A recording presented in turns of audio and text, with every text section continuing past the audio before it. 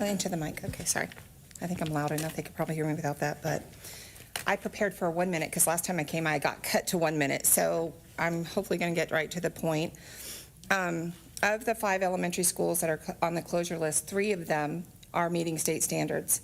The 2 middle schools recommended are the top performing middle schools in the entire district. They outperform every other campus, yet these are the schools that are targeted for closure. Meanwhile, several campuses risk for TEA intervention or takeover remain untouched. Why is this not what we are considering or what we're looking at? We are here to educate, but are considering closing the very schools making the grade. Shutting down your successful schools does not solve problems, it creates new ones. For families at JMS, the impact is even greater. 65 to 70% of our students walk to school. If the school closes, they lose safe, walkable access and face long commutes that reduce opportunities for tutoring, athletics, clubs, and after-school support. And the timing couldn't be worse. Announcing closures right before state testing will absolutely impact the scores, student performance. When students learn their schools are closing, test scores will fall. The reality is that parents also have choices. Nearby higher rated districts, private schools, homeschooling, and vouchers all give families alternatives. When you move students from high performing schools to failing campuses, many families will simply choose to leave. If it was my daughter and you took my daughter from a passing campus to a failing campus, we would move. You are impacting her future by doing so. This is not a strategic plan or responsible stewardship, and it isn't what is best for our students or district. The potential that TEA is likely to take over our lowest performing campuses should be part of the planning process and not ignored. We should not close high performing schools to compensate for decisions the state will soon make us for us.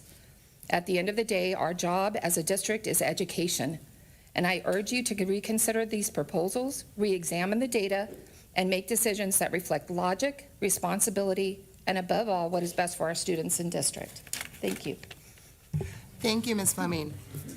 Okay, next up is Ms. Lori Putt, and on deck will be Ms. Lisa Pfeiffer. Good morning. Thank you for allowing me to be here. I'm Lori Putt. I'm a sitting city council member for Universal City, and I'm also a very, very, very long resident of Universal City, and my yearbook is in your showcase, so that's how long I've been here. You've archived me. Over the past few days, several residents has reached out to me and asked me to come to speak to you about their concerns. They're really, they feel like their input has not reflected the direction being taken, and that recommendations presented publicly have not consistently matched the actions being considered. When confidence in the process weakens, community instability follows.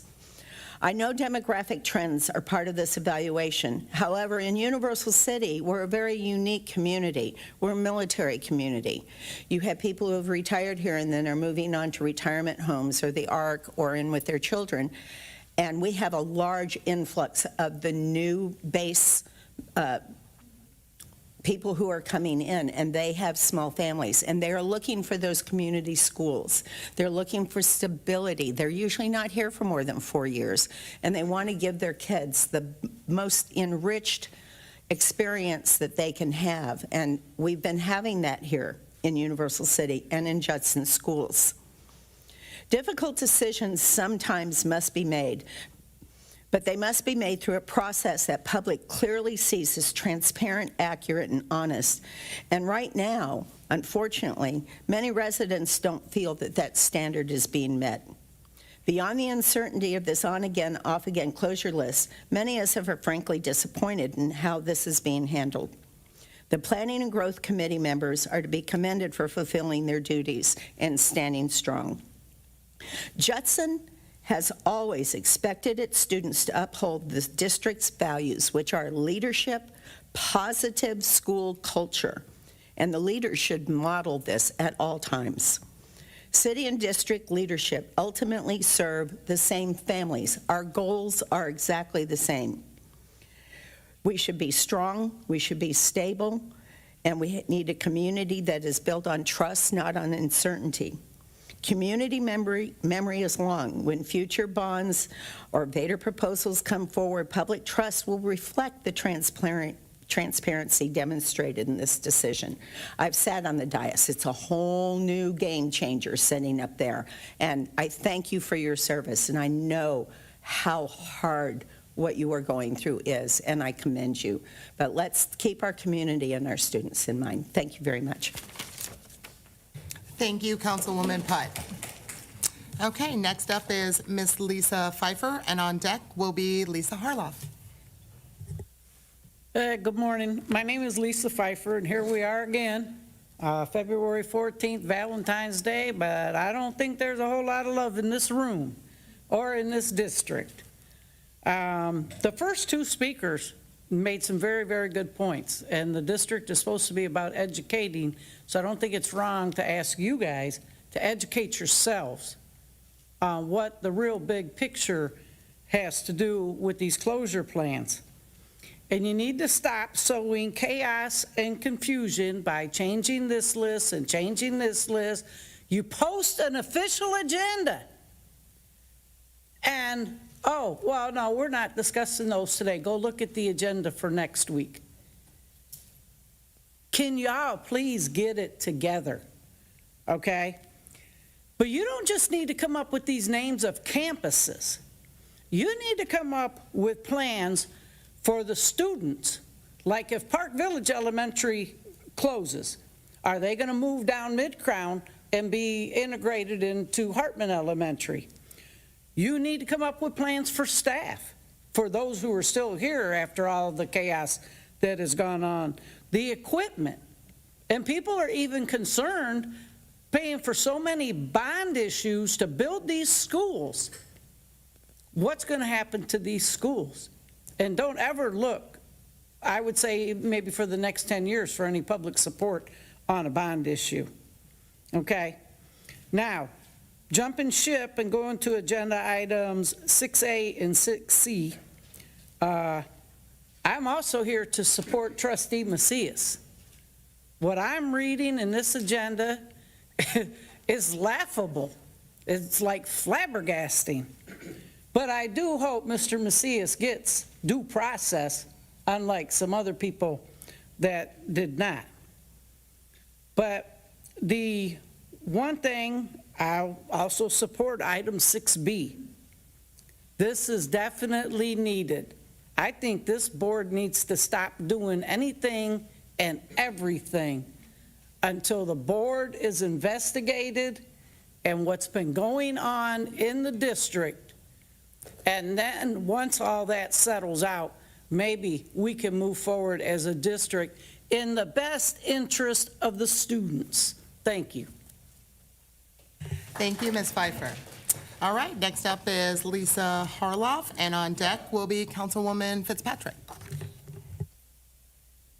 Good morning. I'm Lisa Harloff, a teacher of Judson Middle School for 9 years of 27 years of my teaching, and a parent of the district. My son goes to Judson Middle School with me because I trust the teachers that are there, okay? I'm concerned with not knowing which list is being used and what are the real decisions being made for the closings of the school, because it is very difficult to know when we really don't know what's going on. I understand something needs to happen, but Judson Middle School is a feeder of Judson High School, and a lot of kids walk from here to there, and you can see them, and I see former students that I have taught, and it's concerning. Most people are going to other venues because of this, and leave our district because of decisions being made or not being made. In that instance, leaving us with fewer students to educate, and not money coming in because of it.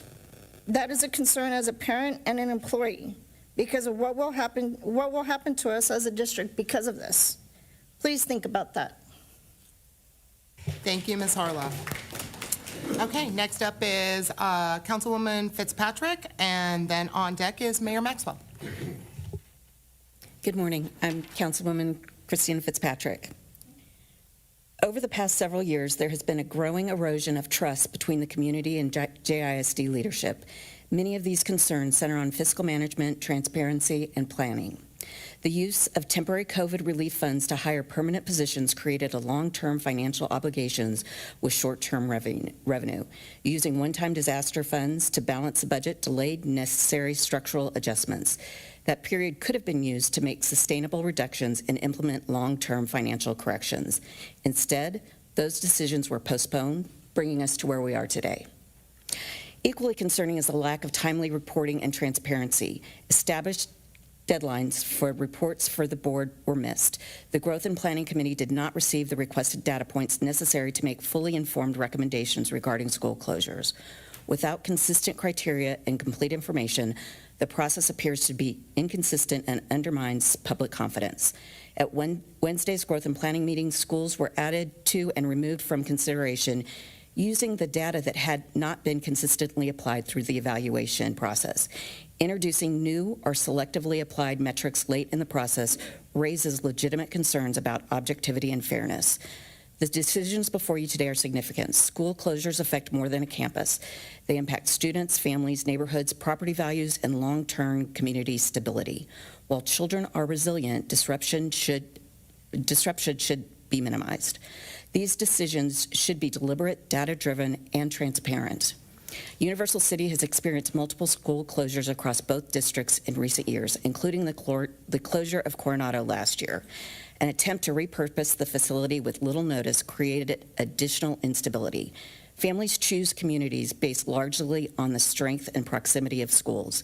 These broader implications must be weighed alongside with financial considerations. We recognize that difficult decisions must be made. However, the urgency of this moment reflects a need for stronger long-term planning. As elected officials, you had the responsibility to not be at this point. You need to critically evaluate the recommendations before you, question assumptions, and ensure the process is equitable and transparent. We respectfully ask that you carefully examine the data, address inconsistencies, and fully consider the long-term impact on every community you serve before taking any action. Thank you. Thank you, Councilwoman Fitzpatrick. All right, now up next will be Mayor Tom Maxwell, and on deck will be Melissa Gonzalez. Thank you, Madam Ryan, and Board of Education. I'm Tom Maxwell. I'm Mayor of Universal City. I am here to represent my citizens. My council has been in full support of the Judson School District since the day I took office. I spent 12 years on City Council prior to taking office 2 years ago as a mayor. I don't really need all my time because everything that I wanted to say has been said prior to. I am concerned about a comment that was made the other night, Wednesday night, and the indecisiveness of the plans that were stated Wednesday night to what we're doing today, because we seem to be jumping around and making changes last minute. Processes is kind of the thing we're talking about. The comment was made that I don't know what was happening because we don't have any experience. You're telling me in the state of Texas, with all the school districts we have, that nobody has ever consolidated a school? There's thousands of processes around the state and the country that can all give you the processes needed and the things to look at in closing a facility. I'm here to tell you that closing a facility sometimes can be a knee-jerk reaction, my personal opinion. I'm not saying that you're making a knee-jerk reaction, but we closed Coronado last year. The budget prior to closure and the budget after closure didn't change, and you got a full school. Somebody made some comments last week that this is only going to save about $6 million. Well, $6 million is a lot of money, but I think you're going to end up paying about $6 million in infrastructure repair, caretaking, plus the investment of a lot of different school buses and busing people to where they need to go.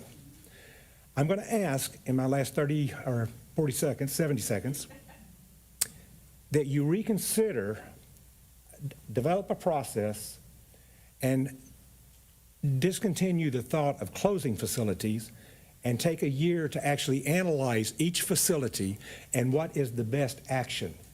The knee-jerk reaction is you're not building an airplane while you're flying, you're blowing bubbles into a submarine trying to keep it from sinking further, but you're not plugging the holes. Using that analogy.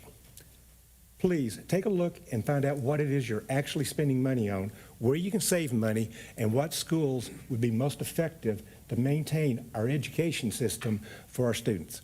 I want to end with this one.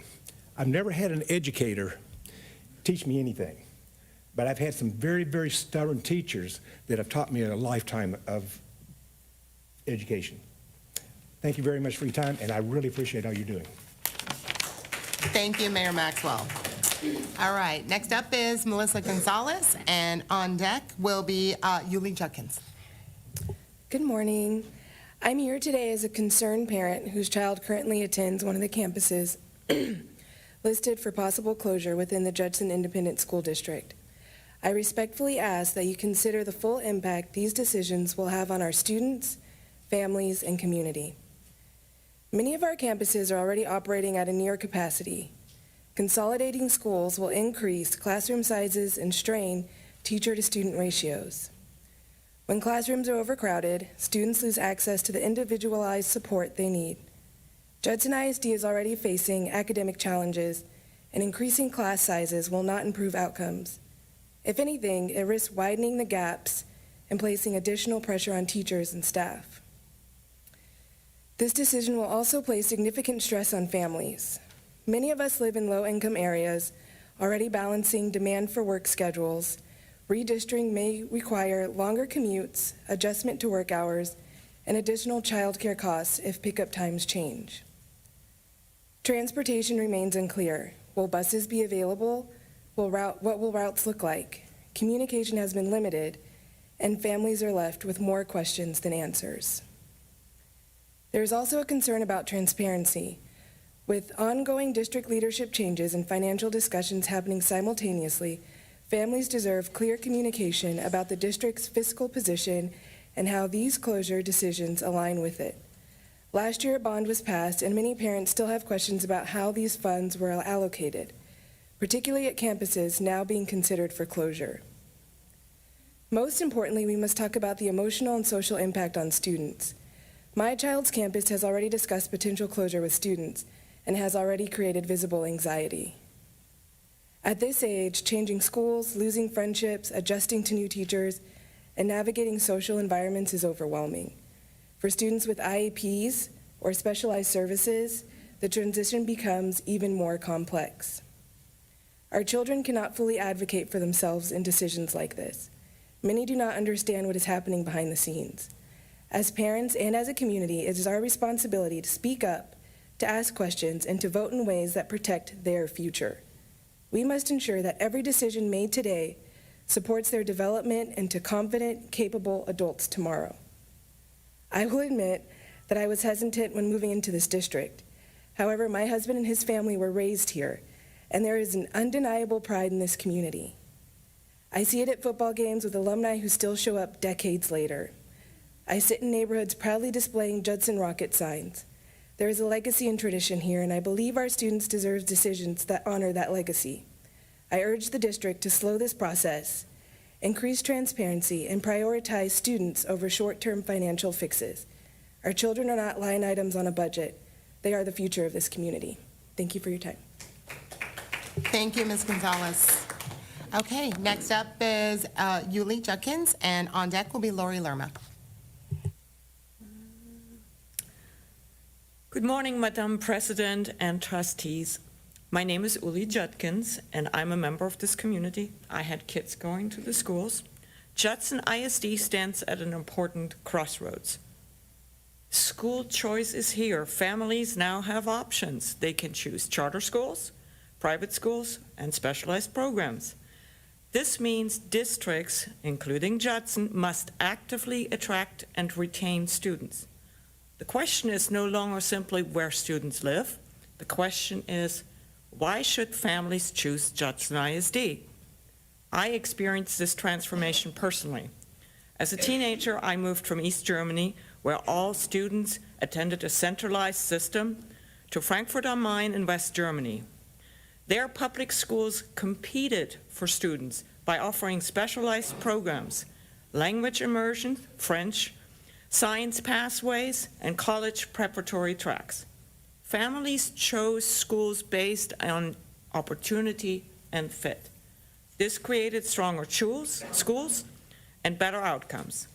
Judson ISD already offers valuable programs, including Spanish immersion, STEM, culinary arts, and career and technical education programs that prepare students for real careers. These are our powerful assets, but today it is not enough to simply have these programs. Families actually must know about them.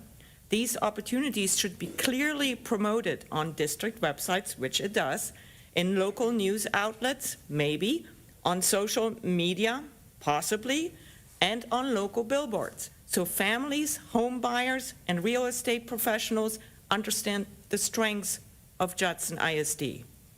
I also want to acknowledge something deeply important. Schools are not just buildings, they are communities. There are places where children feel safe, where parents build relationships, and where teachers create lasting trust. Some of the schools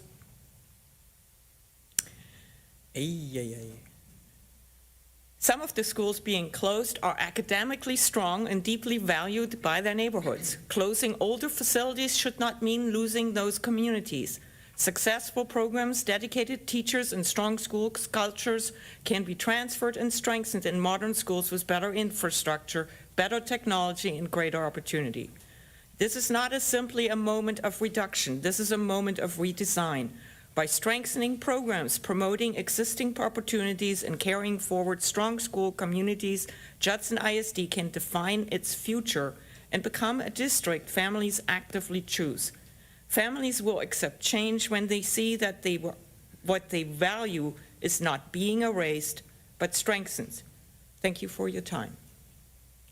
Thank you, Mrs. Judkins. Okay, next up is Ms. Lori Lerma, and on deck is Mr. Scott Willis.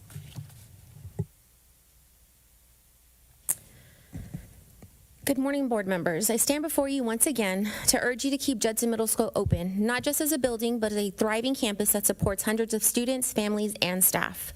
Currently, over 70% of our students are walkers or bus riders. Closing this campus would significantly increase transportation demands and costs for the district. Students from neighborhoods like Miramar and Copperfield would require entirely new bus routes, as none currently exist, leading to longer ride times and greater logistical coordination. We know transportation is not just a budget line item. It directly impacts attendance, student safety, family schedules, and academic success. Additionally, Judson Middle School is already equipped to handle additional students without placing further strains on families through transportation challenges, something other campuses may not be positioned to accommodate. Keeping students closer to their community supports consistency, accessibility, and stronger family engagement. We must also consider prior district decisions. The STEM program was relocated to Kitty Hawk Middle School to help offset the loss of students reassigned to Cibolo Middle School. Yet, even after those shifts, Judson Middle School still serves over 750 students. Without that move, Kitty Hawk would likely be operating at half capacity.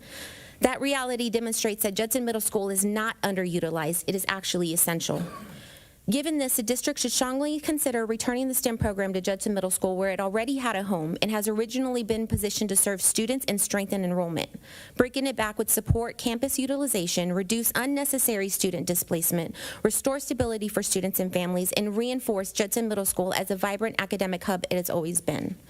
At our last Growth and Planning Committee, we heard that one elementary school was removed from the consolidation list because of transportation costs. That was not effective. My question is simple. Why does that same standard not apply here? Why was a cost analysis conducted for that scenario and not consistently across all scenarios, including Judson Middle School? Additionally, it is asked whether this board would receive that data necessary to make such a difficult decision. Has that analysis been provided to you? If so, the committee has not seen it, and that raises an important concern. Why form a committee if our input is not being fully informed or utilized? Effective governance depends on transparency, consistency, and trust. The decision is about more than numbers. It's about stability for our students, predictability for our families, and thoughtful management of district resources.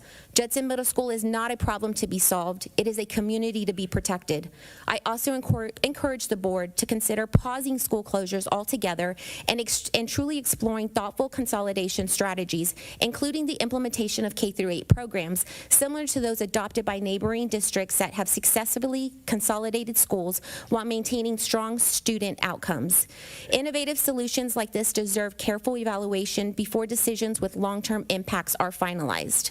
I ask that you pause this process for all school closures or consolidations, just as you have for elementary schools, to ensure that all data is shared, the same financial standards are applied to across every scenario, and the committee you assembled is fully leveraged to help guide this process.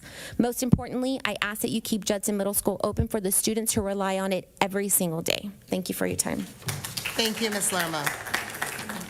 Okay, next up is Mr. Scott Willis, and on deck is Mr. Nestor Cabrera. Well, good morning on this early Saturday morning. Thank you all for being here. We're $35 million in debt. You're worried about school closures? That's maybe $6 million of this. 16%. Do you think these programs are going to change when we start cutting the other $30 million out of this? I will say what I said at Growth and Planning. Your community is not the bricks and mortar. It's the people, it's the students, it's the teachers. The people, the students, and the teachers are what make those communities and what makes them strong. It's not the place that they go. You think that you're going to have these other programs going on if we don't close schools, even though it's only 15% of what we're missing? That's incorrect. I'm hearing other false statements here. Class sizes shouldn't change unless the board decides to change the class ratios. There are X number, there's one teacher per X number of students is what the district adopts. We have enough teachers to meet those criteria right now. We're just talking about moving teachers in classrooms to fewer numbers of schools. I want to urge the board to quit with the distractions, which is most of what's on today's agenda, from one side to the other. I'm not picking sides here, but I'm saying this is a huge distraction from the gorilla that's in the room that I keep talking about. It's $35 million. How do you think your students are going to do when we're $35 million in the hole and we don't cut any schools and we hem and haw and wring our hands and go, oh, I can't do this, I can't do that? Somebody's going to be upset, and I'm so sorry for that. I really am. I'm really sorry for people that feel that they're losing their community. Go build a new, better one at another place, at another school up the block or a few miles down the road. I know that this is a long, traditional school district. I'm a military brat. I've been to both schools and places in the middle. I've been in some of the finest public schools in the entire United States, and I've also been court-ordered bused to some of the worst school districts and schools in the entire United States. Your kids will survive and make do, and you're there, and the teachers that you love will be there, and you will make your new community, you'll make it better, and realize the kids transition anyway. They go from elementary school to middle school to high school. In lots of other communities, they do K through 3, 4 through 6, and then 7 through 8. They make these transitions all the time. It's part of growing and the kids learning to be independent. We're just pushing this off on them a little bit more, but the kids pick up on the anxiety that you have and that the teachers have, and that's where that drives in. We need to address our budget woes and do it now. Please, enough with the distractions, enough with the hand-wringing. Somebody's going to have their feelings hurt. Somebody's going to have a hard time, and my heart goes out to you, especially people that have kids that are going on. So please, close the schools and let's work on the budget. There's no more time. Thank you. Thank you, Mr. Willis. Okay, next up is Mr. Nestor Cabrera. Hello, everybody.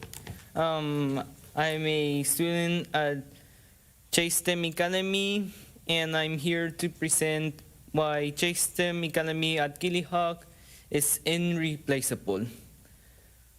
When my family moves to San Antonio, we weren't just looking for a new zip code.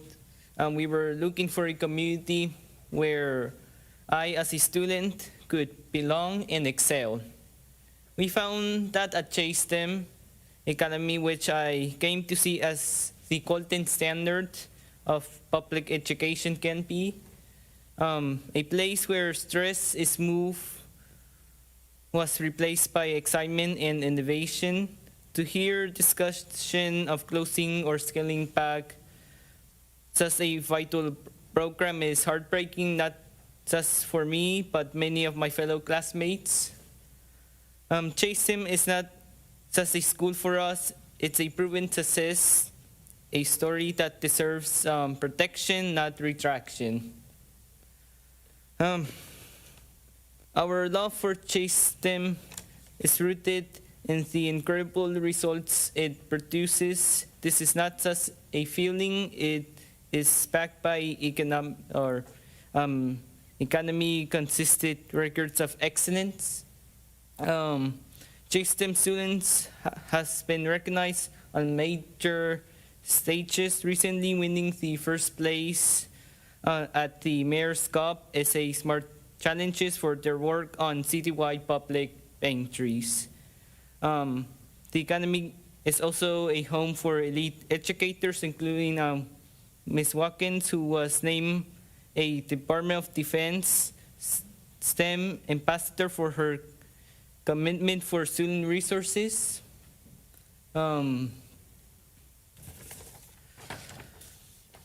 In conclusion, we should join Chase-STEM because we believe it's a promise. We love this school because it turns those promises to reality for us. We are asking to stand with us and not to close a chapter of success, but to invest in it. And let's keep the doors of Chase-STEM Academy open so that every new family who arrives in San Antonio can find the same hope and home that we did. Thank you for your time. Thank you so much, Mr. Cabrera. Okay, that wraps up our public comment. One note, thank you to everyone who emailed us. We got a lot of emails. And I know I appreciate that because that gives me time to read them all. I've read them all, and I know I've replied to most of them, so a few of you didn't, but I think the rest of our board has gotten that, so we appreciate those who have taken the time to email us also, who might not be able to make it on a Saturday. Also, I forgot to make a note at the beginning, the decision on any school consolidations is not being made today. There's no action on the agenda for that. So those who spoke, you are always welcome to stay all day with us. You can stay and listen to the presentation and our discussion, and you can sneak out. You can always watch at home, so whatever is most convenient to your schedule today. The decision on this will not be made until Monday for the middle schools, and then on a future agenda for the elementary schools. So if people had other places to go, you're welcome to stay or you're welcome to go, your choice. So, all right, so now we will, okay, we have the next item on the agenda, we have 2 consent items that needed different signatures, names on those. So did anyone need to pull anything off consent?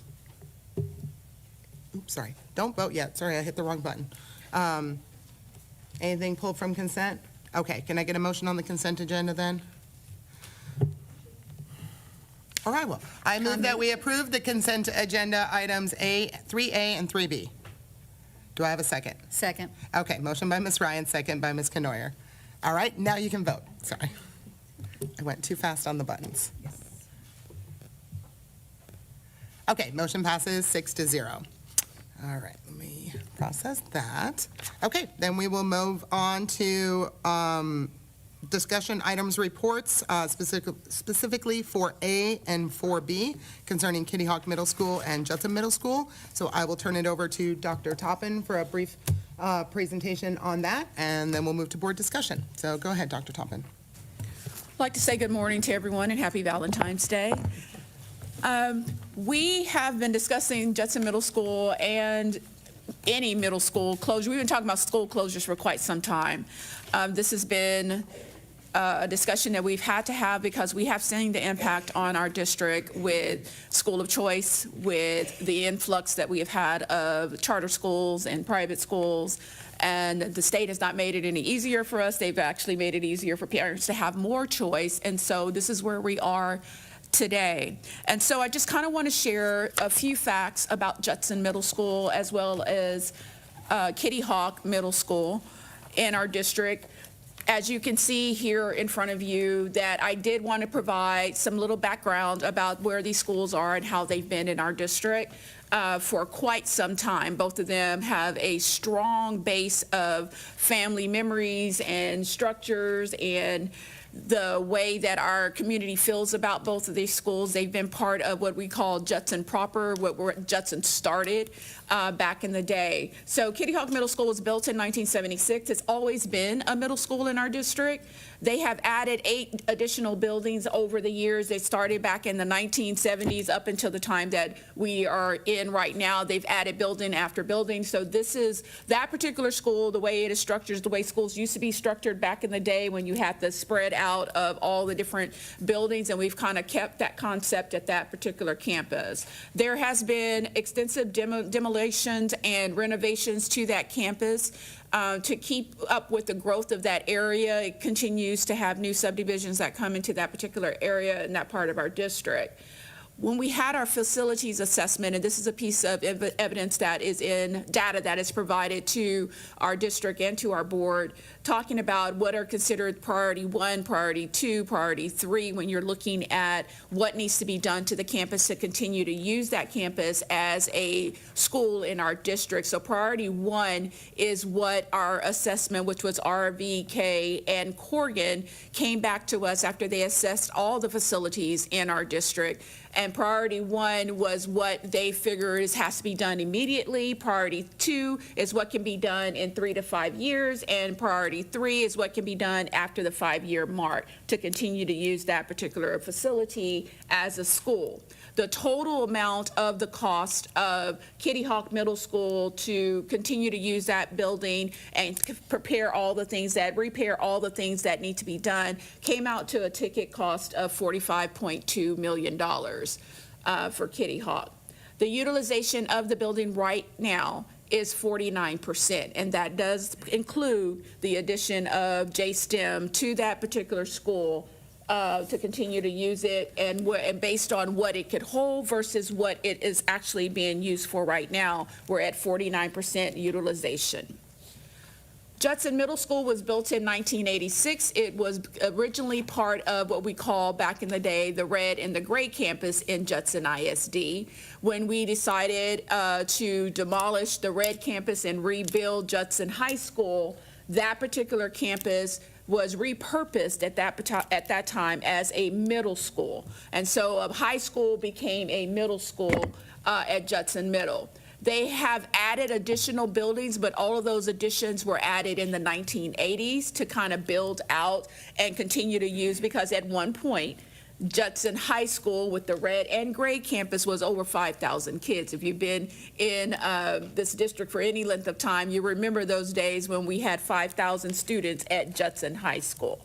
And between the two buildings, so you had the 9th and the 10th grade at the gray campus, and you had the 11th and 12th grade at the red campus. However, when the district decided to rebuild Judson High School, they built it so it could house a number of students. I think it's around about, and Mr. Brooks can correct me, I think it's around about 2,400 kids that can go to that school now. And then we just used Judson Middle School at the time in order for the building not to stand empty, to use it as a middle school. There has not been, since the 80s, any demolitions or renovations at Judson Middle School, other than us putting in the air conditioning, the HVAC unit, that we decided to go through and put at all of our schools that were missing HVAC in the gym to repurpose those, and that was part of our bond from 2022. The facilities assessment that came in from the assessment that was done came up to a ticket cost of $70.5 million to bring Judson Middle School up to the point where it can continue to be used as a school in our district. And then we're at 35% utilization, and I heard someone on this evening, and you are correct, removing JSTEM and putting it at Kitty Hawk to replace the close to 700 kids that were moved to Cibolo Creek when that school opened, did drop the utilization of Judson Middle School at that particular time. Right now, the feeder patterns that we have for these two middle schools, Crestview and Salinas both feed into Kitty Hawk Middle School, and they go from Kitty Hawk and then they feed into Veterans High School. Judson Middle School has Converse Elementary, Copperfield Elementary, and Millers Point Elementary feeding into it, and those particular students end up at Judson High School. when we talk about career and tech, and I did hear some of our speakers today talk about the fact that what are we offering to our students at these particular schools that is setting them up for beyond high school. What are you going to do post-secondary? Whether that means you're going to go into the workforce, the military, or you're going to go into a job or some type of experience or a two-year college. Where are we setting our kids up? What is the pathways that we are building for our students, which is an extremely important part of what Judson ISD does. At Kitty Hawk Middle School, you see the different CTE, what we call our career tech programs that we offer at Kitty Hawk Middle School. I did want to highlight the programs that are offered at both campuses. JSTEM, in addition to that, JSTEM also offers things that are particular to that particular program, their project-based learning program that they have, and also the fact that it's dealing with science, technology, engineering, and mathematics at JSTEM.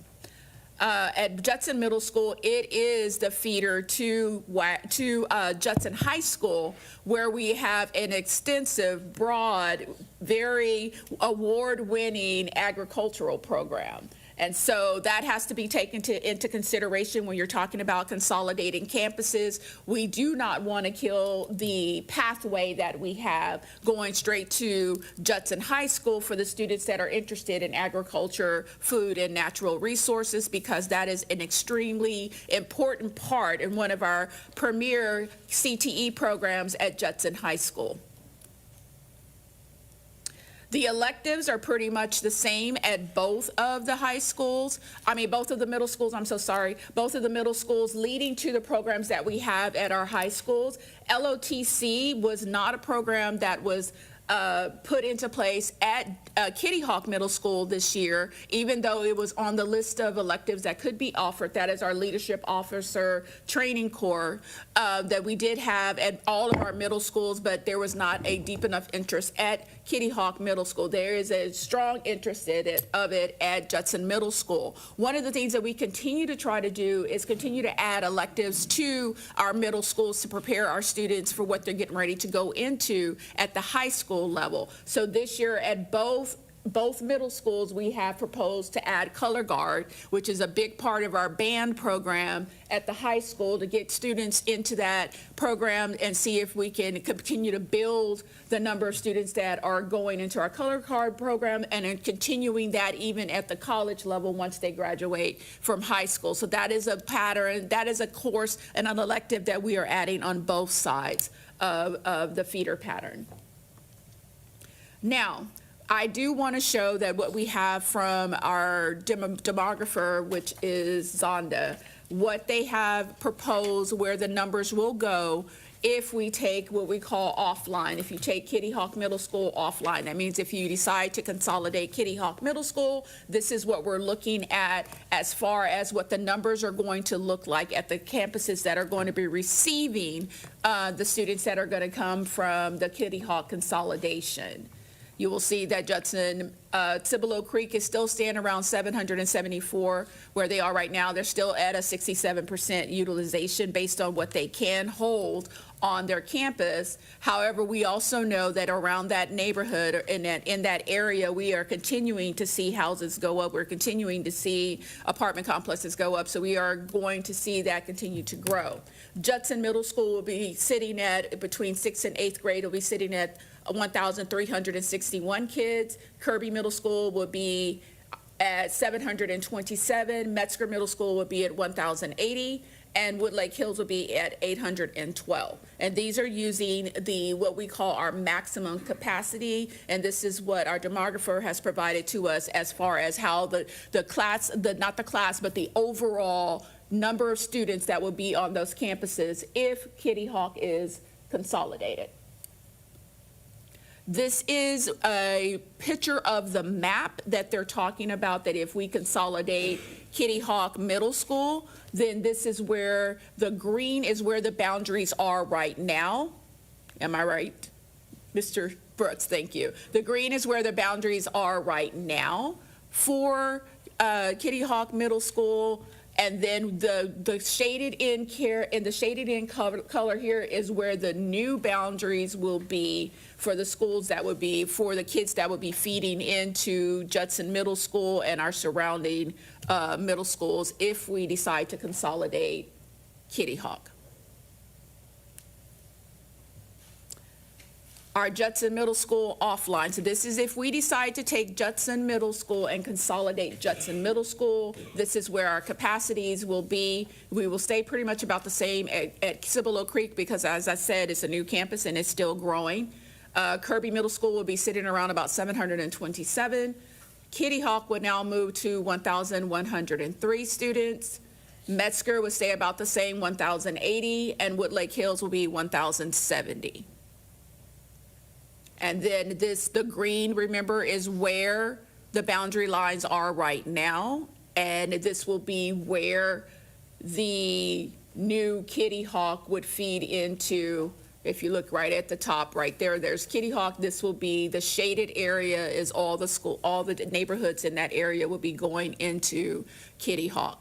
Now, I will say that we have had Zonda draw up very different scenarios and looking at what is the best. We still will have to go back and negotiate based on streets, exactly where families are located in both scenarios, whether we consolidate Judson Middle, whether we consolidate Kitty Hawk. You still have to go back and look at streets right now and decide, okay, will the students go here? Are they closer to this? Are they closer to this middle school? Are they closer to the other middle school? But basically what we're looking at right now is where the boundaries were and where the shaded area will be if you decide to consolidate either one of those campuses.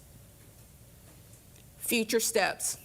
I heard someone mention today, there is a lot of work that still has to be done after you make a decision to consolidate.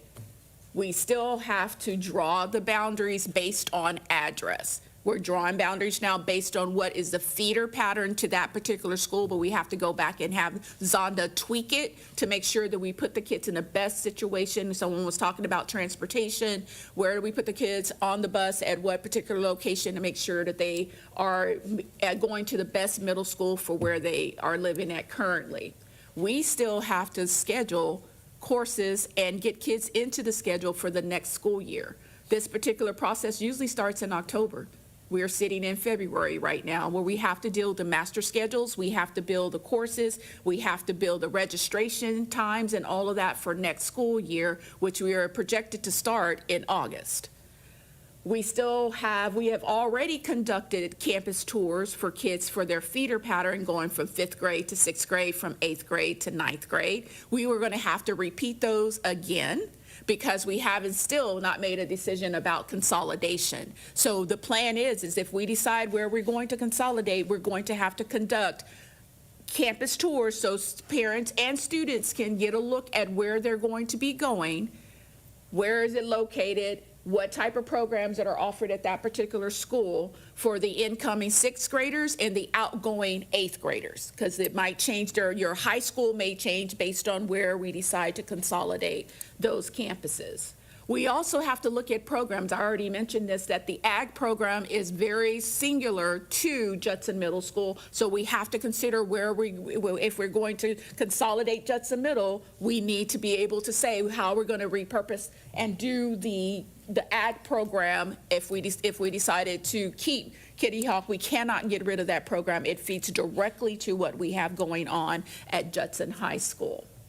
We're going to have to reevaluate school of choice, whichever campus that you decide. Right now, once we start the registration process and once we have decided on consolidated schools, every student will revert back to their home campus. That means that no matter where you've been for school of choice, when you decide to consolidate a campus, it reverts all school of choice students that are Judson students, but you're choosing to go to a different school, but outside of your home school that you are zoned to, you revert back to your zoned school, and then you have to reapply for school of choice. It also will make a difference of whether or not that campus has enough room to receive you in the school of choice. We also have to start developing a plan for campus reutilization. What is going to happen to the campus if we decide to consolidate that campus? What is that campus going to be repurposed for? Again, I heard someone mention about transportation. Transportation is waiting on us because they are ready to build routes. They are ready to figure out how much those routes are going to cost. They want to know as quickly as they can because we have to inform our families where they're going to be and what type of bus routes are going to change and all of those things. And then again, I have to keep saying master schedule, master schedule, master schedule. We are talking about middle school kids. They have to be scheduled. You don't have elementary is a little bit different because you have one teacher with 20, 22, 23 kids, and they keep those kids all year. Middle school is not like that. You have changes at semester. You have changes throughout the year. We have to put the kids into a schedule and make sure we have enough teachers to teach the students for all the core classes as well as all of the elective classes. So the sooner we can make a decision, the sooner we can start building the schedule for next year. There is a lot of work to be done. A lot of work to be done, a lot of situations that we need to talk to. We're going to have to talk to every family. We're going to have to hold family forums. We're going to have to hold school forums because we want to be transparent about this process. And the sooner we can get in front of our families and get in front of our stakeholders and let them know what the decision is going to be, the sooner we can start having those informative meetings to make sure that we are informing parents what their choices are and what they can do and what we are going to do to make sure that this transition, I have a 23-year-old and I have a 21-year-old, transitioning between 5th and 6th and 8th and 9th is something that all by itself. And if you're a parent that's dealing with that, you understand what I'm saying, or if you've had to deal with it. We have got to make sure that we are equipping our schools and our students and our parents so their students can be set up for success wherever they may end up. Thank you so much. Thank you, Dr. Toppin, and thanks to the staff that helped, put that together.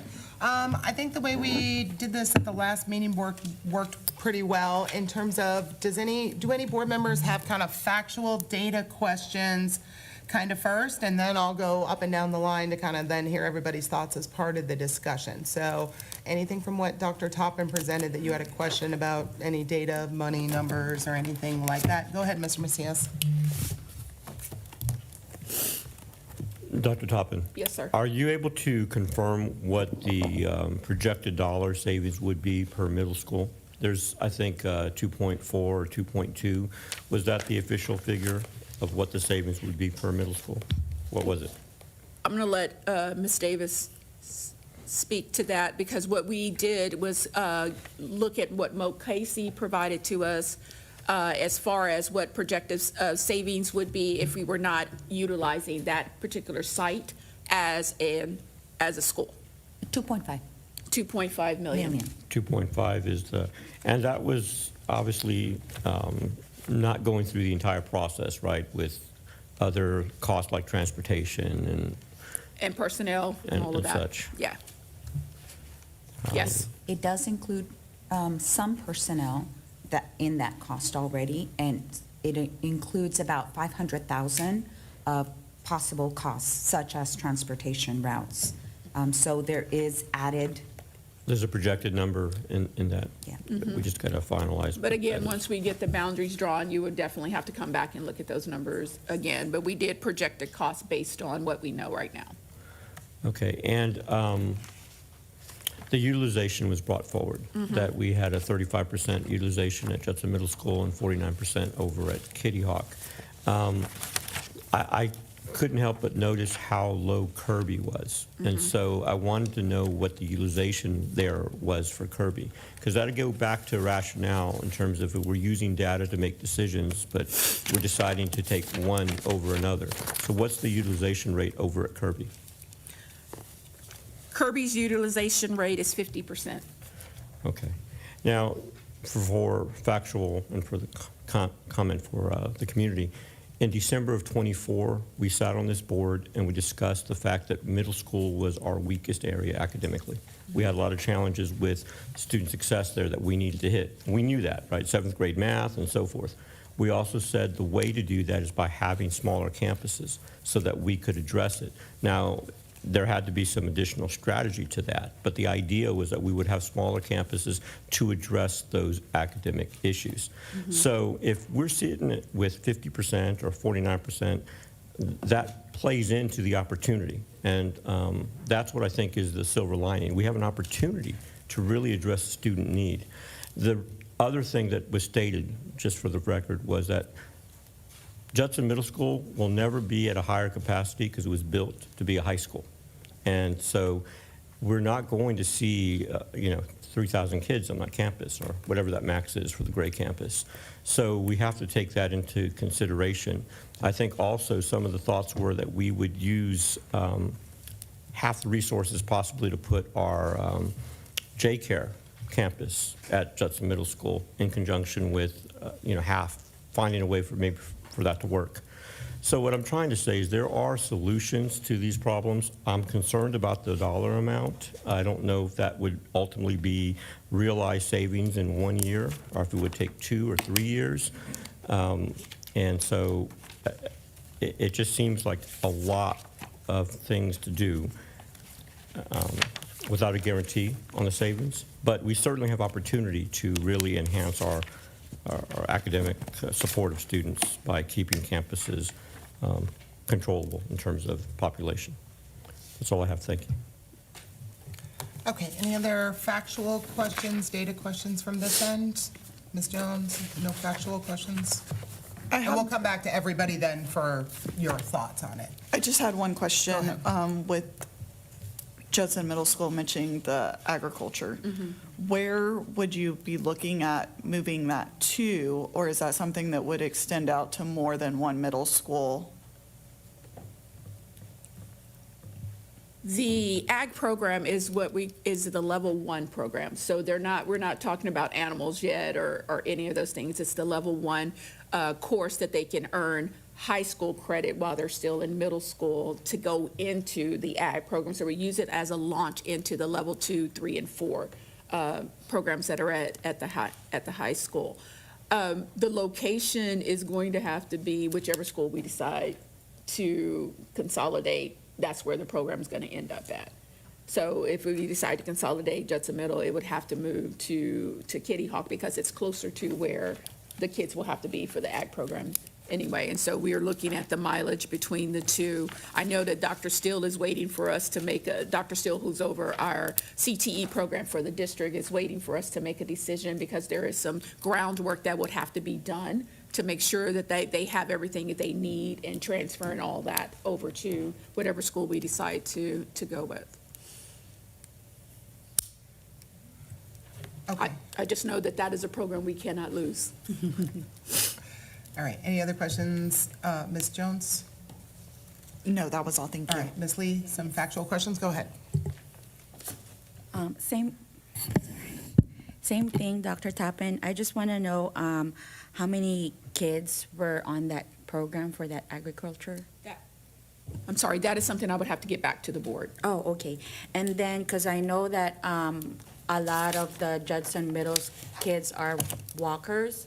I just want to know how much would it be, because when I'm doing my own, research for criteria on considering school closures, because I don't know anything about the transportation yet, I want to know how many kids are walkers so that I can consider it for the bus transportation. I don't know, maybe Mr. Brooks know how many are school bus kids for the transportation?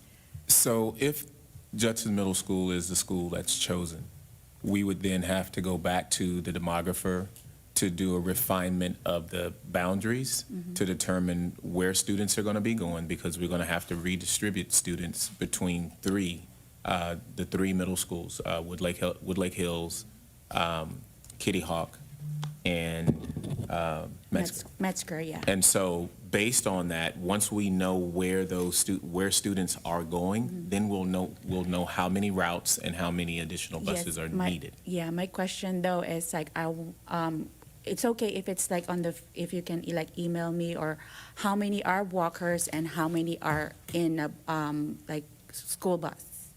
Oh, okay. Yes, we can get back to you on that. Yes, because I know that once we close, if we consider closing Judson Middle School, if I know the number of walkers, then of course they're going to be forced to have that transportation, and how many school bus, on the route or something on Judson Middle School, because I'm pretty sure it's gonna also add up. Because those are the things that I consider, that I want to consider, because I don't want, like the kids have that longer route and stuff. So those are, yes, if you can please give that to me, that I would appreciate it. Just for clarification, you want to know how many walkers currently at Judson Middle? Yes, currently on Judson Middle School, and also for Kitty Hawk, so that I could have it on my criteria here. Yes, ma'am. Yes, thank you. Yeah, that's where I was going to jump in on Kitty Hawk too, because I'm pretty sure all Yes, the non-J 'cause I stemmers want- almost all walk to Kitty Hawk, because it's all up and down by your neighborhood, up and down that street from Salinas Yes, and so stuff. So. it's something that I also consider, on making a decision, even elementary schools later on, that I want to have that, please. Thank you. All right, any other questions, Ms. Lee?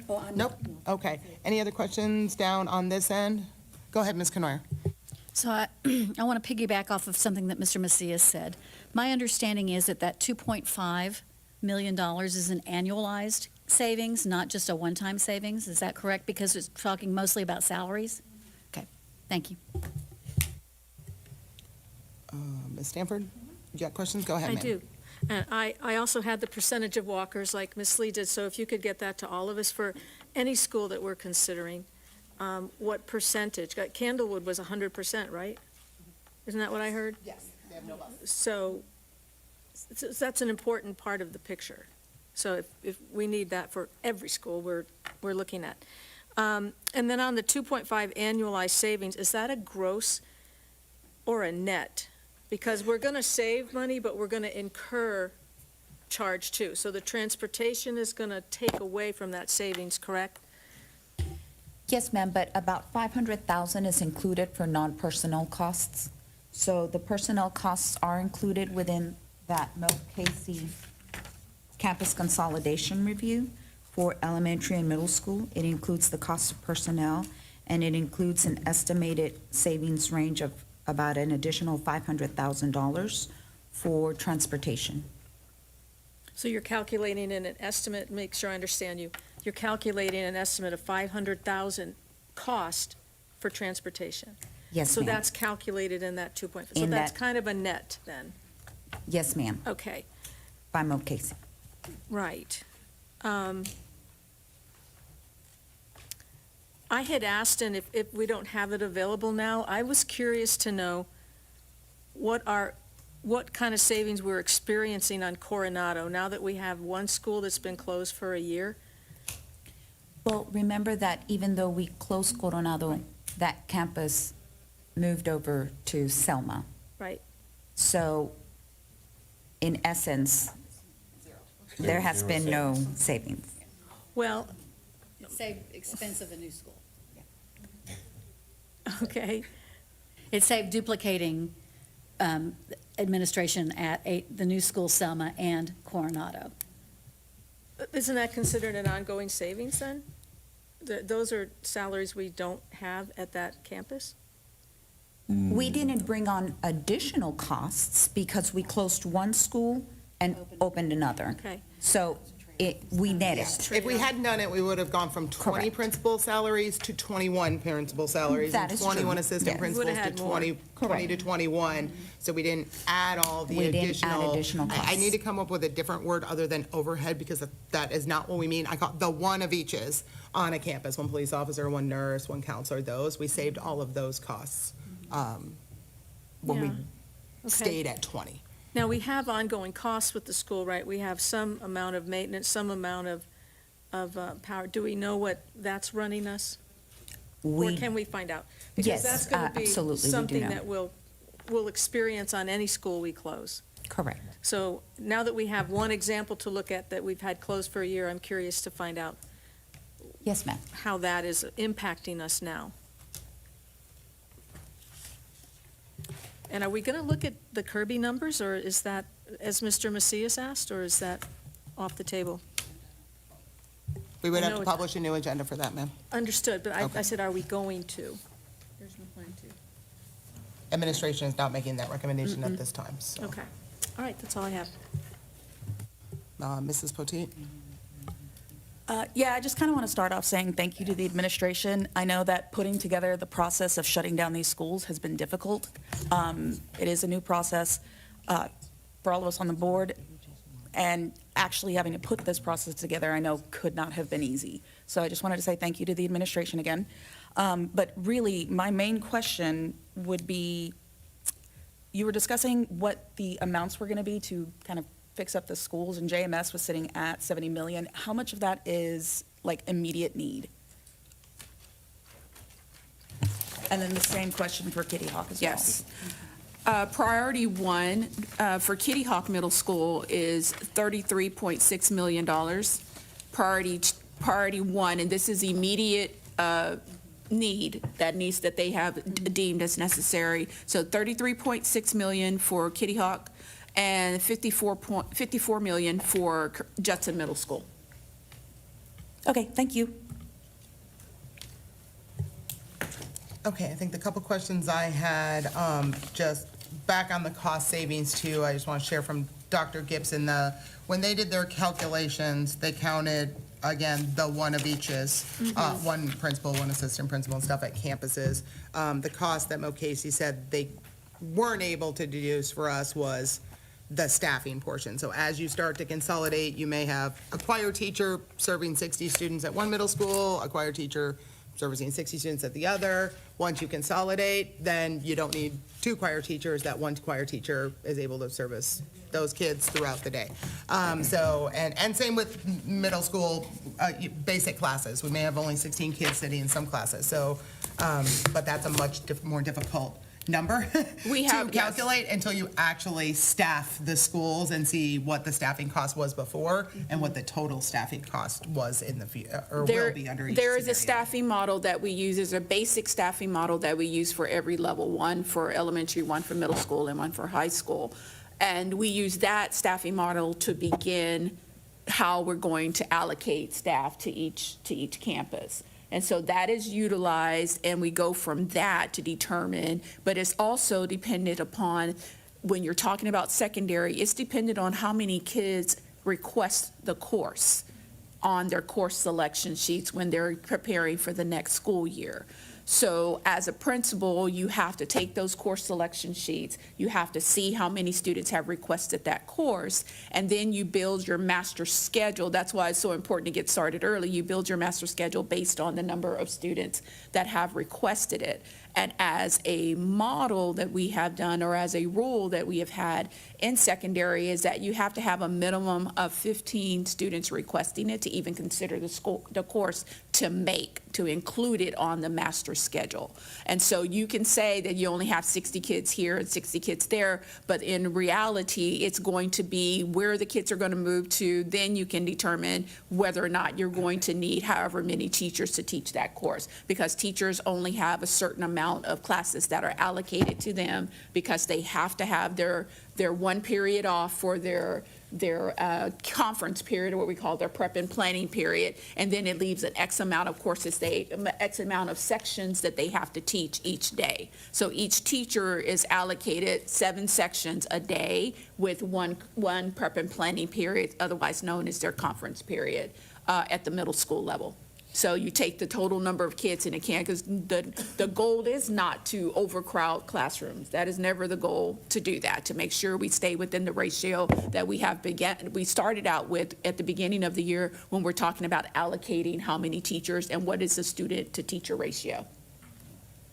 I think the only other question I had, and I think I emailed it in, but it's kind of a number this week, so if I didn't, I apologize. But do we know what the cost was when we moved JSTEM to Kitty Hawk, because there was a lot of physical infrastructure, technology-wise, plus the whole moving cost?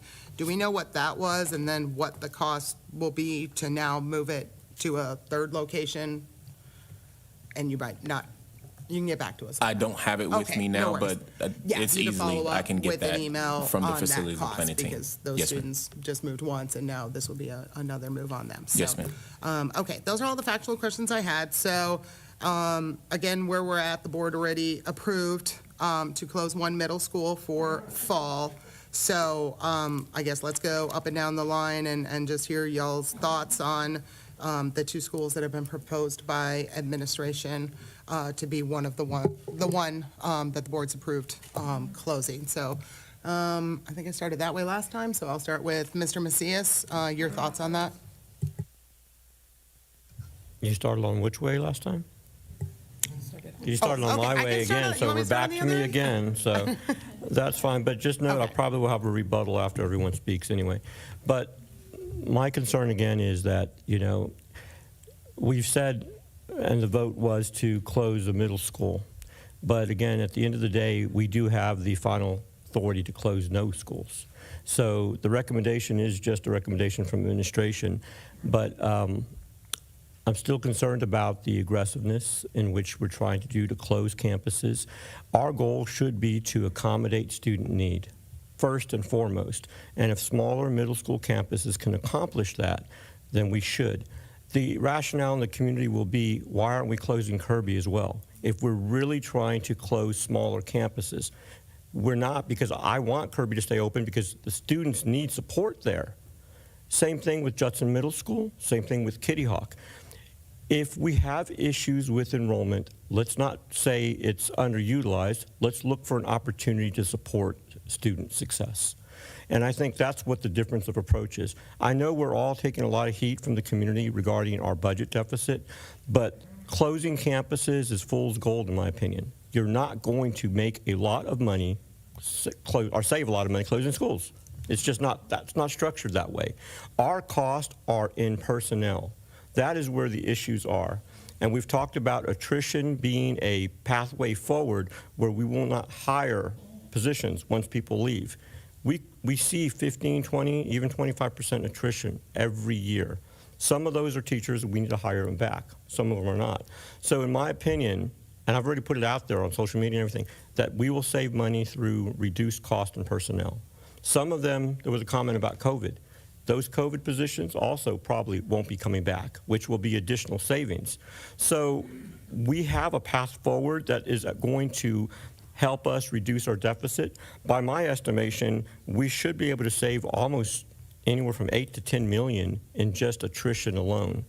And then when we sell property, which was also proposed, you're looking at 18.2 million that potentially could be brought back to the district. If we were able to do that, have 8 to 10 million and 18 million, that's 26 to 28 million. That would put us in a position where our deficit would only be $10 million rather than 35. And that's just basically in 1 year without damaging students, because it's going to, right now, closing schools will hurt students and impact our community. So I want to be responsive to our community. There's only 2 people on this board that have been reelected. That's Ms. Knoyer and I.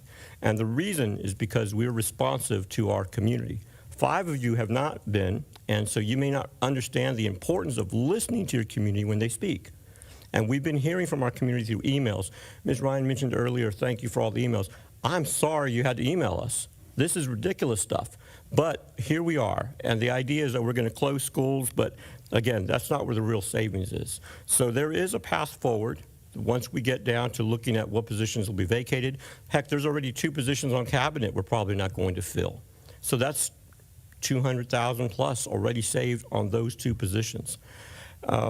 There is a better way, and I'd like the board to think in a constructive way of how we can support students rather than closing schools and hurting communities. Because I can tell you the other factor is going to be that we're going to lose enrollment because people are going to be dissatisfied with the process. And it was mentioned before, there is serious lack of transparency with this process. And you can't change schools, you know, the same week. You can't do that. So somewhere we do need to regroup. I've stated before, we should only close 1 or 2 schools. That's it. And that's only if the rationale is there. And at this juncture, I can tell you that had my community known in 2022 when we supported the bond for a brand new middle school, knowing now that you're going to hurt the schools in this district that have a higher social economic student, they probably would not have voted for that school. But again, we're trying to support all of our community, and at this juncture, we're here. Let's focus on the higher end dollars, which are personnel, reduce budget that way, not close campuses. The last thing I'll say about this too, we can also be innovative. Smaller campuses don't mean we pay high dollar for positions because there's less students on campuses. We had a model like that several years ago where we're not going to pay the Jack-up principal with 500 students the same as a Judson High School principal with 3,000 students. There are differentials that we can create that make sense, and we probably may need to reevaluate that, but we changed that a couple of years ago. Bottom line is there is a path forward, and it does not need to be consolidation. Okay, before I move on to Ms. Jones, I'm sorry, Dr. Tubman, I forgot to ask at the end of yours, which is what is administration's recommendation between Kitty Hawk and Judson Middle School? Before we weigh in on that. Sorry, last time you had a recommendation, and I forgot to go back to you for it on this one. Our recommendation is just looking at what we would have to do to continue to keep both schools going, is that we close Judson Middle. That is our recommendation. If we have to choose between the two, Judson Middle is the choice that we would make.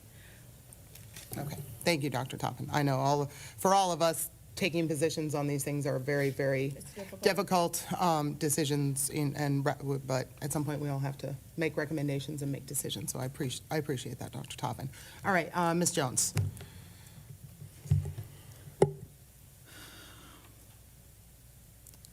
So I feel to make a informed decision on which one, we really need to know the additional costs that Mr. Brooks was going to bring back, such as the walkers or the bus riders, and what that added transportation cost would be. And also, if we were to have to move J-STEM, what that cost would be, since that wouldn't be an actual savings, that would be something we would have to be paying. I know that hearing from the community, we have a lot of the comments are we have gotten to this place because we did not listen to administration. So at this point, it's very hard to go against the recommendations of administration when so much of the community is saying we've gotten here because the board has not listened to what administration has told us we needed to do.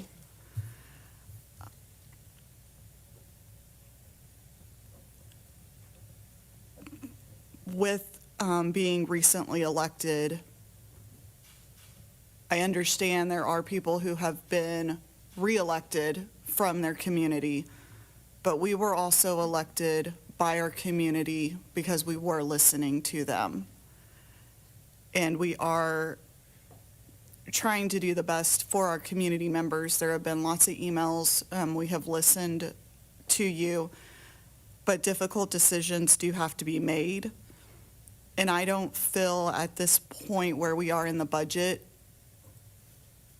that we need to go against what our experts are telling us we need to do what's right for the district and the students and the employees.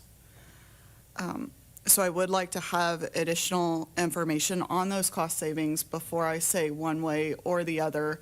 But I do feel we need to continue on with administration's recommendation to go ahead and consolidate the one middle school. Ms. Lee. Yes, I just actually want to say thank you for the community, for having me. I was invited to actually listen to Woodlake Elementary yesterday, and of course at Metzger also. I'm just gonna piggyback on Ms. Jones. I believe that we are also elected because we also listen to the community and they want change. That change is to be fiscally responsibility, and I remember that's one of my, that I campaign on.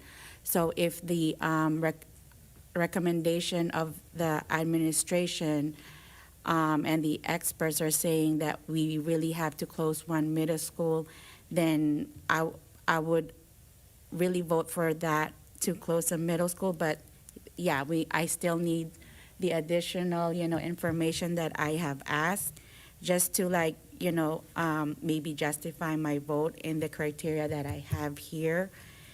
And, yeah, that's it. Thank you. All right, Ms. Canoyer? I've clearly been on record that I don't want to close schools. I've clearly been on record that every student is important and the voices of our community is important.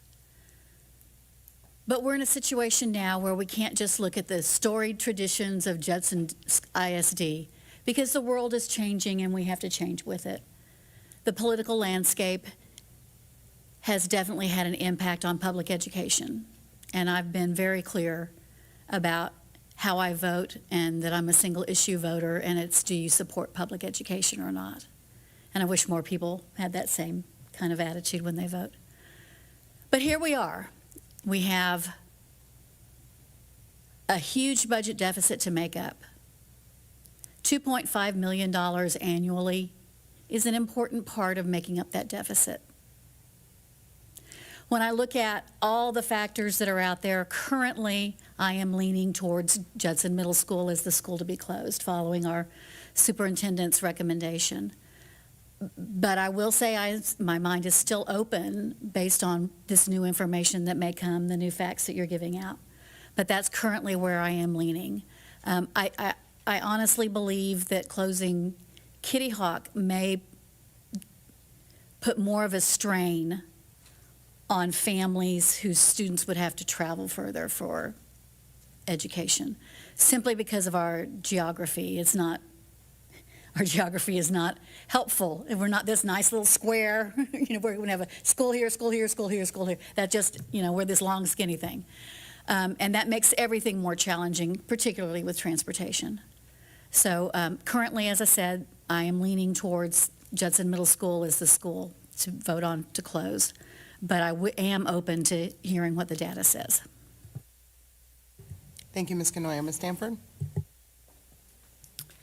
Yeah, I don't want to close any schools either. And the pain of it is something we feel every day as we're looking at the data and reading your emails and responding to your emails.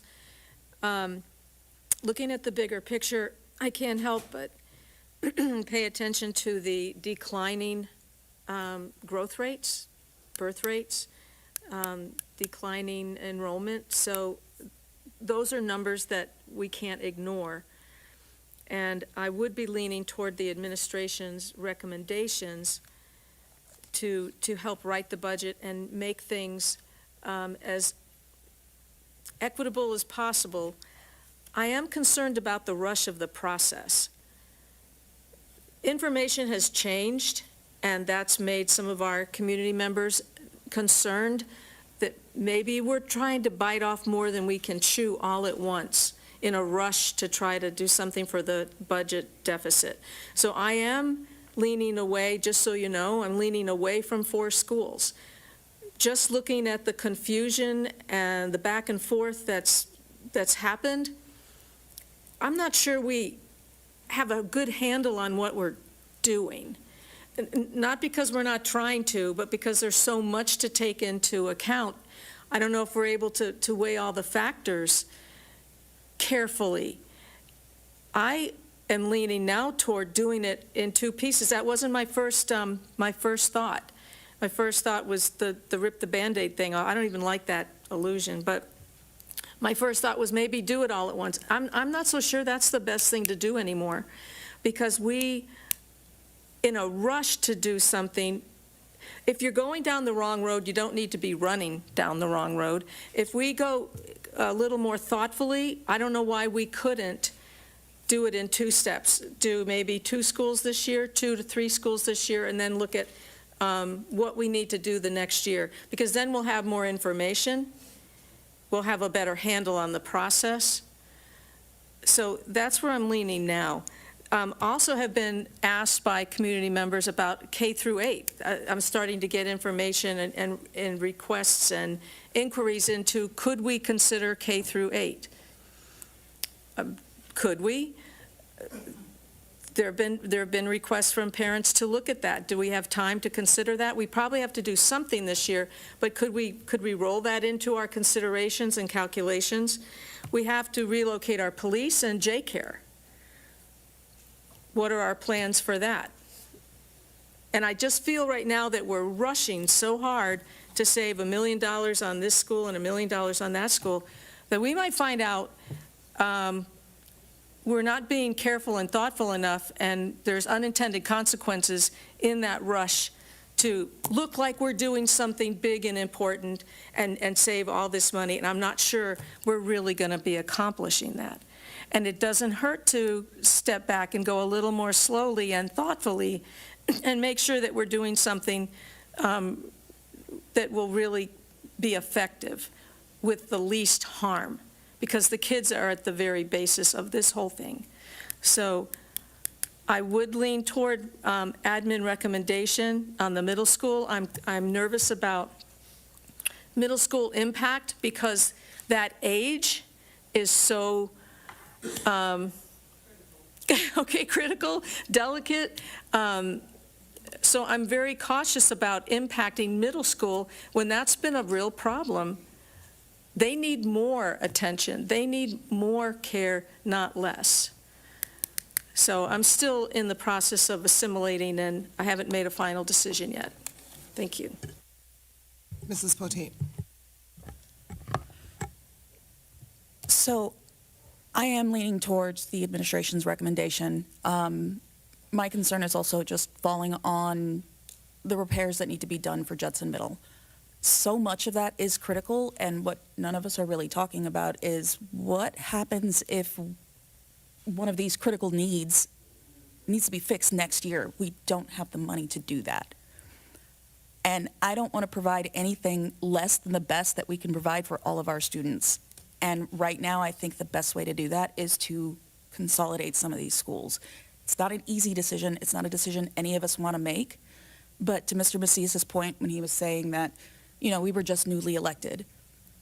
We were. And we were running, or at least myself, I was running on the promise of I will make these hard decisions, because these are not easy. These are not going to be popular in the community.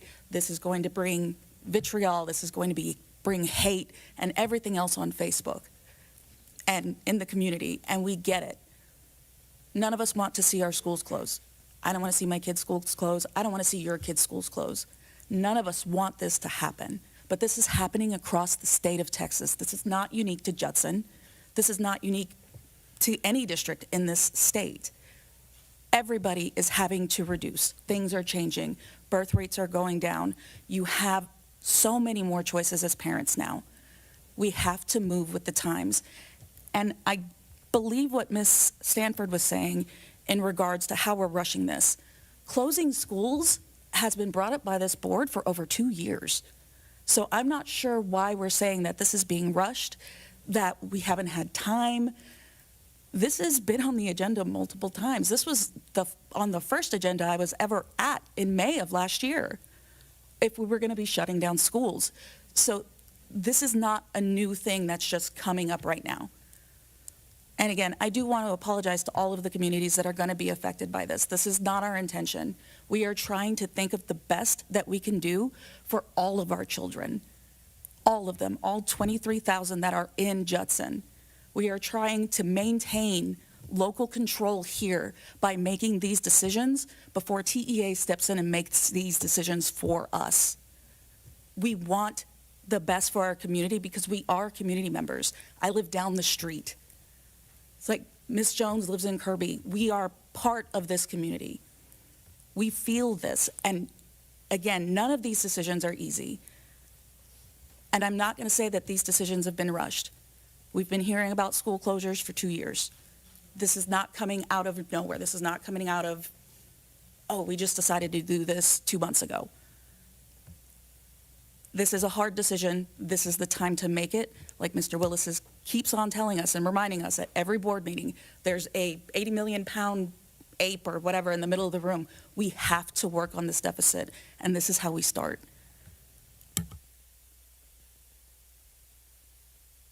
Sorry, ma'am, there's no time for comments during this portion of the meeting. So, yeah, that's the one comment I just wrote at the top of my paper was the first meeting I was in on this board about consolidating middle schools and consolidating multiple elementary schools was spring of 2024, almost 2 years ago. And here we are in spring of 2026. And 3 of my colleagues here were here with me in spring of 2024. And if this process has not rolled out the way it should have, then some of that falls on us because we've had 2 years to do this, and we didn't. So I think somebody out in the community had put it best not long ago, which is we've been kicking this can down the road and we're out of road because that's where we are right now, looking at the finances. And my time machine's broken because I would go back to spring of 2024 and I would have been jumping up and down on this dais to do it differently. And that didn't happen, and this is where we are.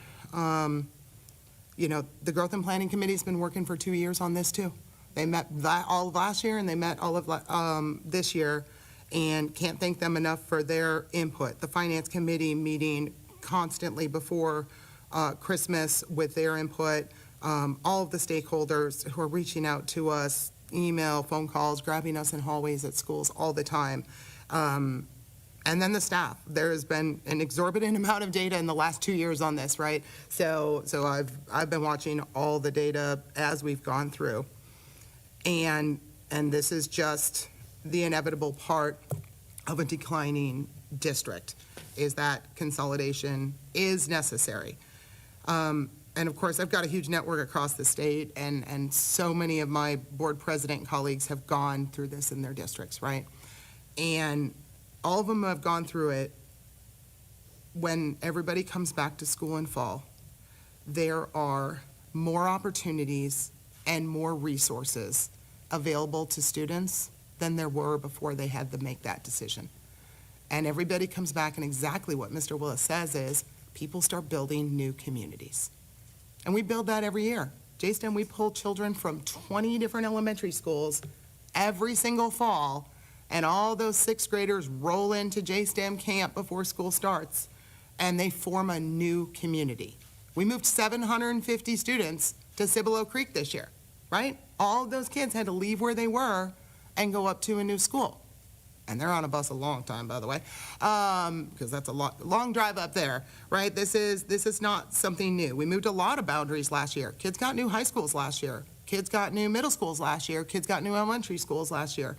And so I think also what Mr. Willis says is, yeah, kids are highly resilient, and they will play off adult anxiety.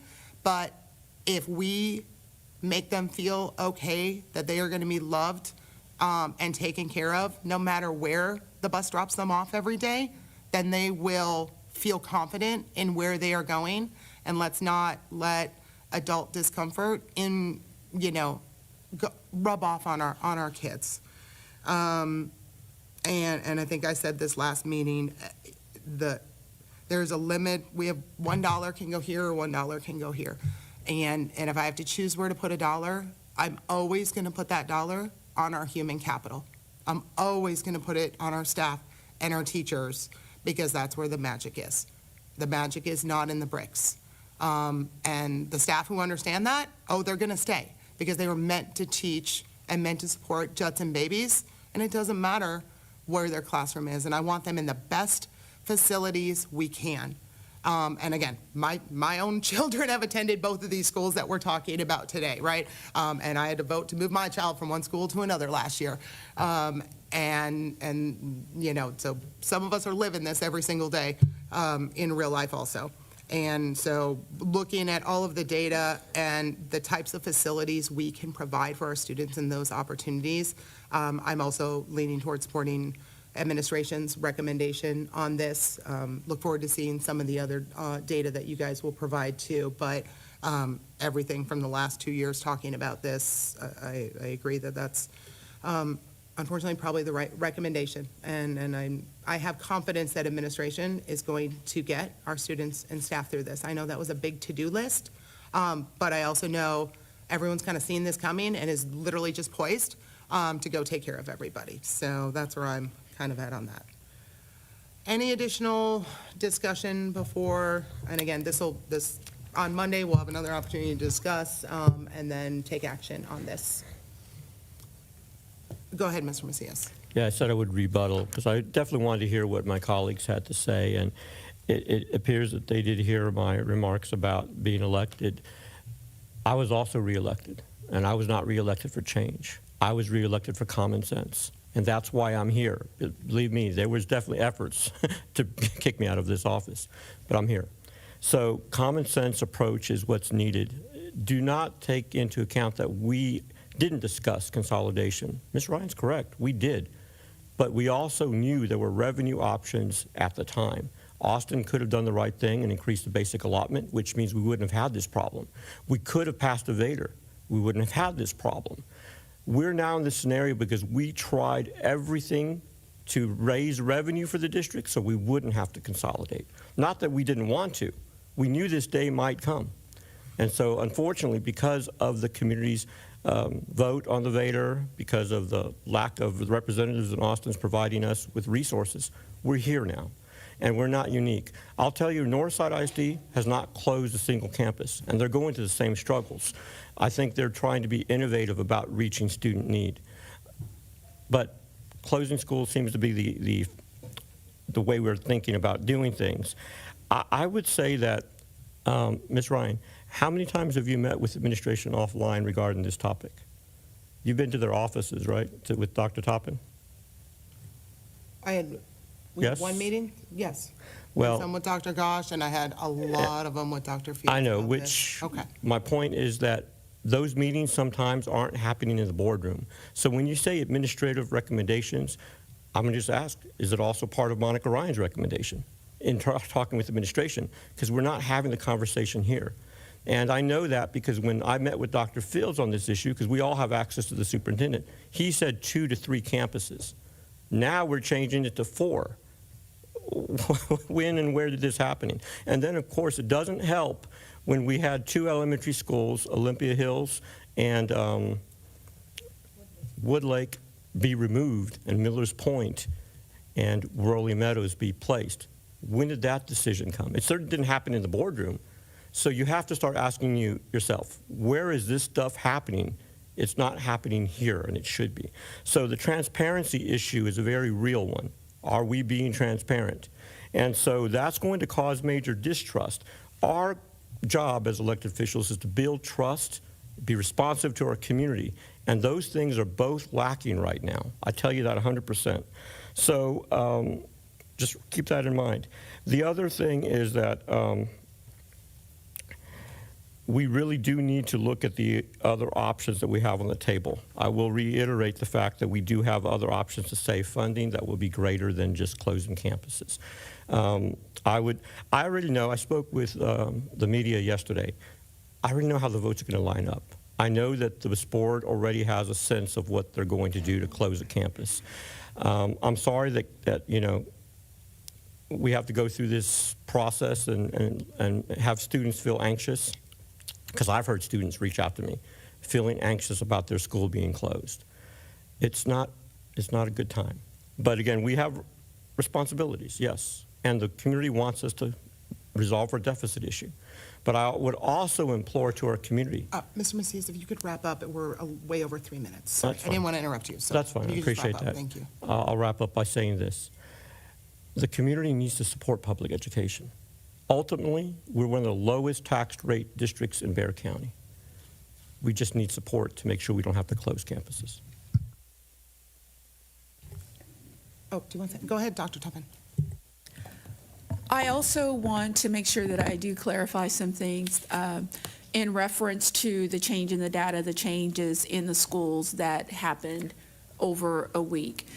So when we first started down this road, there was meetings held with our demographer prior to me sitting in the seat, and they were given directives on what they were supposed to look like, as far as how we wanted the maps to be drawn, what we were considering as our criteria for moving students around the district if we were closing this, this, and this, and that. They got that over a week ago, and they met with Dr. Gosh and whatnot. And since then, it's been a change in leadership once again, And so we had to go back to the drawing board, and when we met with them again, they came back to us and gave us very clear feedback that some of the places that we were thinking about should be included in our consolidations were not workable with the demographics, as far as the demographers were concerned about where the boundaries were going to be drawn and how it was going to impact the neighborhoods and the schools from that.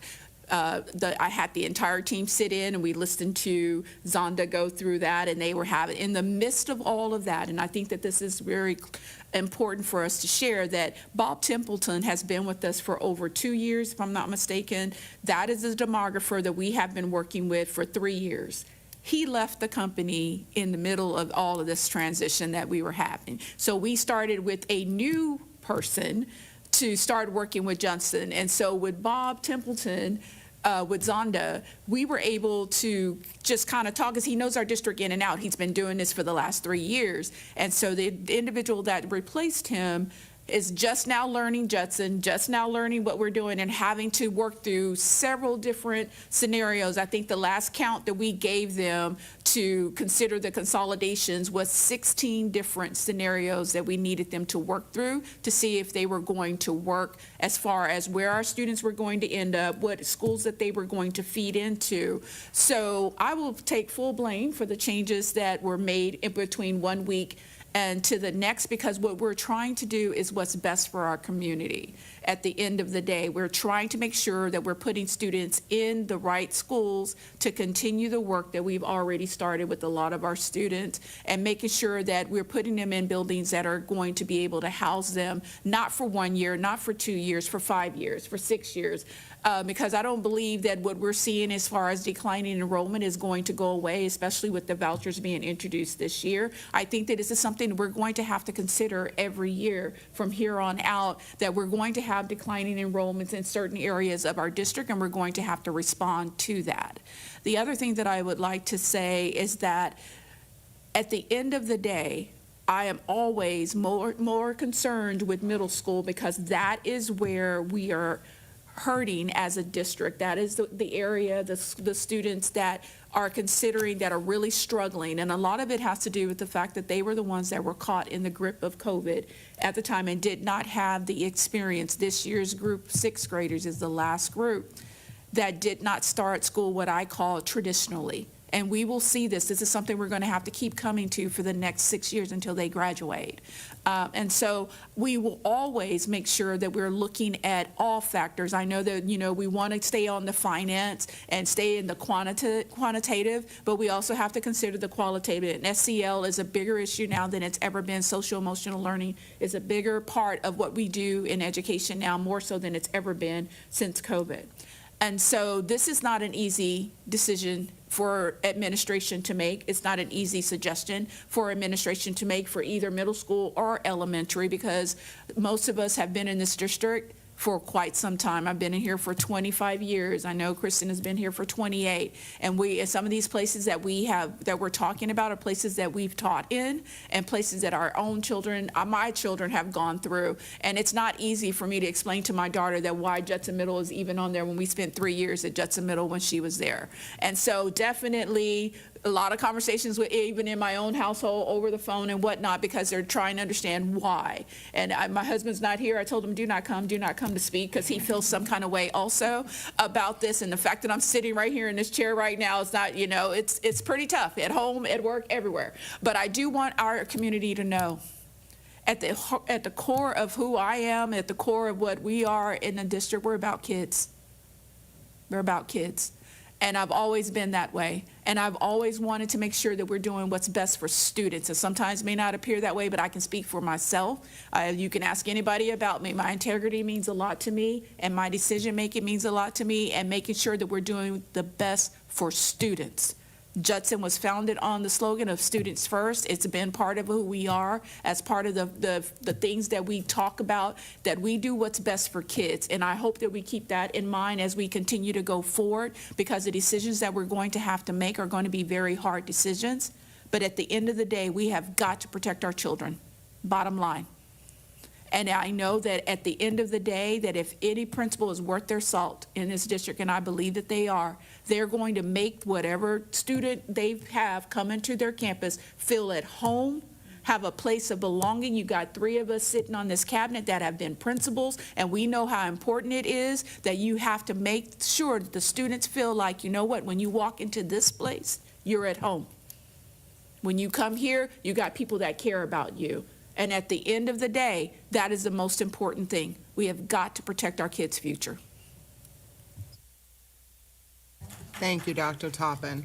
And yes, and for those who don't know, in terms of agendas, things changed in September with the legislature. We used to be able to give the superintendent up till 72 hours before the meeting to get the names of the schools and everything on there. That has changed, and now a week out. So when new information comes up, you can't just change the names. We have to cancel a meeting and reschedule it with the proper agenda language. So we are trying to be expeditious, because our community and our staff and our kids do need answers, while also being thorough, and we're doing the best job we can to balance those two things. So it means more meetings and reposting of agendas to make sure we get this right, and we get this right quickly, is why, and I know that is difficult for the community, it's difficult for us too, and it's difficult for everybody to block off a lot of their schedule. I wish the legislature would not have changed maybe some of these posting requirements, give us a little more flexibility, but that's what they chose to do. We will continue to update those meetings to make sure that what is put in front of this board is what administration is recommending, so that we can be taking action and the public can be aware of the decisions that we will be looking at, and when we will be looking at those. Okay, so, go ahead, Ms. Stanford. I just wanted to say that I didn't say that this is a new topic. I know it's been discussed and considered over the last 2 years, but I don't look at it as kicking the can down the road. I look at it as our trying to hold out from doing something drastic that would affect our community unnecessarily. We thought that there were other answers that could come to pass, and they could have. Austin could have funded differently. The Vader could have passed. It was worth waiting for that.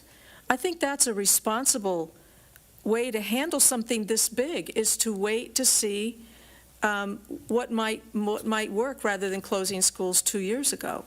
Now that we are in the midst of having to look at it seriously, it's the current process that does concern me, because now we are rushing. It feels like we're rushing, and it doesn't feel like it feels like we're in such a rush to do it that even the Growth and Planning Committee, as long as they've been looking at it, are concerned that we're getting the information that we need to make a serious decision like this. And they've been looking at it for much longer than we have. They've been delving into the numbers so that they could give us advice, and they're uncomfortable that they're giving us the right advice. So I'm just saying, let's do it really, really thoughtfully and carefully instead of rushing to close as many as possible. So just wanted to clarify that. A quick point of privilege, just for my community's sake. I will not be here Monday. My vote, if I were, would be not to close either Kitty Hawk or Judson Middle School. I have a work commitment, and so Mondays are really tough for me, so I will not be here, but just want the community to know for the record that would have been my position. So thank you. Okay. All right, the board will now adjourn into closed session pursuant to the following sections of the Texas Open Meeting Act. Ms. Ryan, I'm sorry to interrupt you. If the item related to my agenda item, the one that's requesting violations, I'd like that to be an open session. It would be letter C. I'm sorry, I didn't have my microphone on. Okay, we'll go back to get the attorney consultation on it, and then discuss, and then come back out and open then after. But the attorney consultation will need to be enclosed, and then we'll come back up. And yeah, Mr. Baker gave me a thumbs up on that. He'll talk to us, and then we'll work that one out. So, all right, sorry. We'll now adjourn into closed session pursuant to the following sections of the Texas Open Meeting Act. Pursuant to Texas Government Code Section 551.071, consultation with attorney regarding legal issues pertaining to an employee's or employees' complaints against trustee Jose Macias pursuant to Texas Government Code Section 551.071, consultation with attorney regarding legal issues pertaining to possible investigation on abuse of board authority and employee retaliation by Board President Monica Ryan. Pursuant to Texas Government Code Section 551.071, consultation with attorney regarding legal issues pertaining to possible violations of Texas Penal Code 36.03, coercion of a public servant, Texas Penal Code 3606, obstruction or retaliation, Texas Penal Code 1.07, coercion, Texas Penal Code 39.02, abuse of official capacity, Texas Penal Code 39.03, official oppression, Texas Penal Code 39.06, misuse of official information, Judson ISD policies, BBF local, BBFB legal, DIA legal, DIA local, and the Judson ISD Good Governance Handbook by trustee Jose Macias.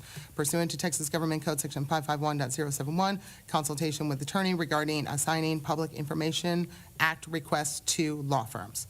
The time is now 10:53, and we are in closed session.